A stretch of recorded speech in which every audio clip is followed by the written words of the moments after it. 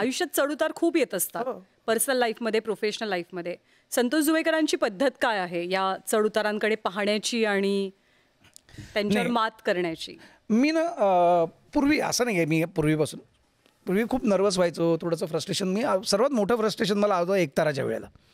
एकतारा cinema खूप जीव ओतून सगळ्यांनीच कामं केली होती. अवधूतचं पण एक ड्रीम प्रोजेक्ट म्हणायचा तो. अनेक गाणी त्यांनी छान केली होती. आजही ती गाणी लोक ऐकतात. एकतारासाठी मी बरेच प्रोजेक्ट्स नाही करायचे म्हणून सोडून दिले होते. सगळं केलं होतं त्यासाठी. आणि तेच मगाशी म्हणालो ना, की एवढे पण त्याग करून जेव्हा तो सिनेमा पोहोचत नाही ना, तेव्हा त्रास होतो. तेव्हा तो सिनेमा रिलीज झाला आणि आठवड्याभरात उतरला.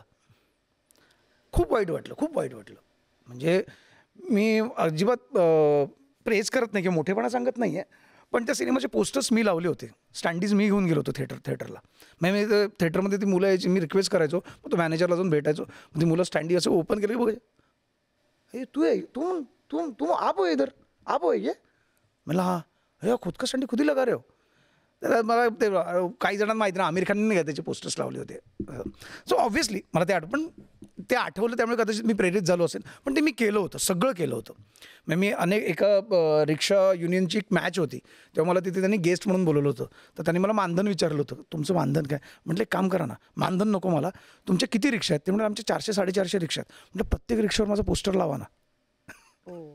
मी त्यांना रिक्वेस्ट, आणि तेव्हा त्या सगळ्या रिक्षा तिकडे होत्या ना, त्यांनी प्रत्येक रिक्षावर पोस्टर लावलं होतं. चेंबूरमध्ये युनियन आहे, रिक्षा युनियन.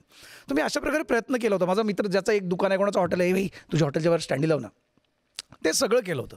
आणि तो सिनेमा जेव्हा चालला नाही तेव्हा खूप फ्रस्ट्रेट झालं होतं. खूप फ्रस्ट्रेट म्हणजे नाही, मी लाजणार नाही सांगायला, मी लिटरली स्टार्टेड ड्रिंकिंग लाईक हेल. मी सकाळी आणि सतत विजू मानेला फोन करायचो, अवधूतला फोन करायचो, आणि आय वॉज क्राईंग, यार सिनेमा चालला नाही. मला विजू, संत्या बाहेर पडत आहेत ना, संत्या पागल आहेस का, ठीक आहे ना यार, सोडून दे, तू एक सिनेमा झाला का, पुढे काम नाही का करायचं आहे ते. अवधूत पण मला, संत्या मला पण त्रास होतो आहे, तू किती एवढं, म्हणजे खूप लावून घेतलं होतं मी.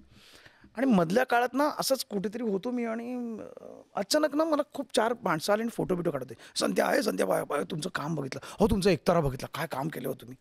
असं एक 2-4 ऐकल्यानंतर ना अचानक मला फील झालं की यार, आपण इतकं घासून इथपर्यंत आलो आहे. अनेक सिनेमे केलेत ज्याच्यामुळे लोक आपल्याला ओळखतात, अनेक सिरियल्स, नाटकांमुळे लोक ओळखत आहेत. आणि एक सिनेमा मी केला, तो नाही चालला. प्रत्येक सिनेमाचं, प्रत्येक कलाकृतीचं एक नशीब असतं, नाही चालला. म्हणून तू बाकीचे सिनेमे, बाकीच्या गोष्टी विसरतोस का? आणि आजही तुला बघितल्यावर गर्दी करतात, येत आहेत ना, भले 10 येत असतील धावत, पण येत आहेत ना तुला बघून, ज्याची तू अपेक्षा केली होतीस. की मला कधीतरी लोकांनी, जसं आम्ही बघायचो, मावशी खारला राहते ना, तेव्हा मी असं आमिर खान दिसला किंवा गोविंदा दिसला किंवा शाहरुख खान दिसला, शाहरुख खान तेव्हा असं खूप वाटायचं. एक दिवस ना यार, आपल्याला असं, तो संतोष जुवेकर, असं यार, असं झालं पाहिजे. मग जेव्हा ही स्वप्न मी पाहिली होती, मी एका गोष्टीसाठी का हे करतो, मी त्या क्षणी स्वतःला थांबवलं होतं, त्यातनं बाहेर पडलो होतो मी. आणि त्या दिवसापासून मी एक ठरवलं आहे, जी गोष्ट आपल्या आयुष्यात जर आपल्याला कळतं ना की ही चुकीची घडली आहे, ही वाईट घडली आहे, त्या क्षणी त्या गोष्टीचा विचार करणं बंद करा, कारण ती घडून गेली आहे. ते जर क्रिप करत बसलो ना, यार काय झालं, यार कशासाठी झालं आहे, यार असं नव्हतं, असं करायला पाहिजे होतं, झालं आहे ना, आता आपण माती खाल्लेली आहे, आपण चुकलो आहे, झालं, सोडून द्या. What is next on deck, हा विचार करूया. आणि मी तसाच विचार करतो आहे. मी आता नर्वस होत नाही. माझं काम, मी ऑडिशन्स देत असतो, खूप बोलतात, अरे सुंदर सर, बहुत अच्छा हुआ. मग आपल्याला पहिलं, अरे बहुतेक माझं होणार, मी आता ते बंदच करून टाकलं विचार करणं. होणार असेल तर होईल. आत्ता जे माझ्याकडे आहे त्याला मी महत्त्व देतो, जे माझ्याजवळ आहे. उगाच नसलेल्या गोष्टींचा विचार करत नाही आणि गेलेल्या गोष्टींचा पण विचार करत नाही. त्यामुळे मला असं वाटतं की self counselling is the best thing in your life.